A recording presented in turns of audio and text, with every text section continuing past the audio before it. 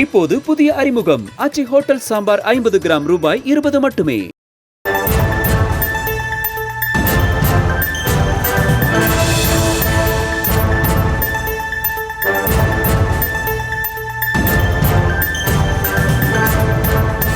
அண்மைச் செய்தி.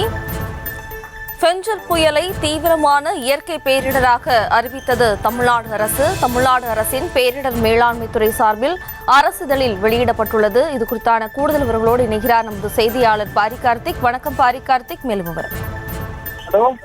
வணக்கம். பெஞ்சல் புயலை தீவிர இயற்கை பேரிடராக தமிழ்நாடு அரசு அறிவித்த நிலையில் தற்போது அரசின் பேரிடர் மேலாண்மை துறை சார்பில் அரசிதழில் வெளியிடப்பட்டிருக்கிறது.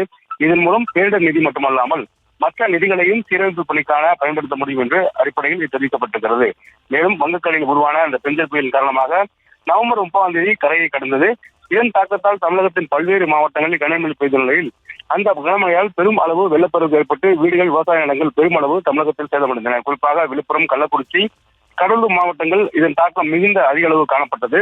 இது மேலும் திருவண்ணாமலை, தருமபுரி, கிருஷ்ணகிரி ஆகிய மாவட்டங்களில் பல பகுதிகளில் மழையின் அளவு வழக்கத்தை விட அதிகமாக இருந்தது. இதன் காரணமாக பல இடங்களில் மக்களுடைய இயல்பு வாழ்க்கை மிகப்பெரிய அளவு பாதிப்பை உருவாக்கியது.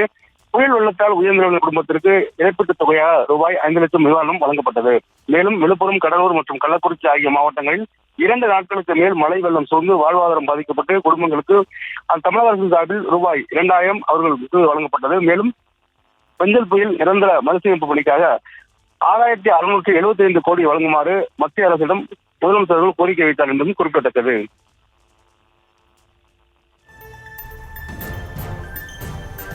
விவரங்களுக்கு நன்றி பாரி கார்த்திக்.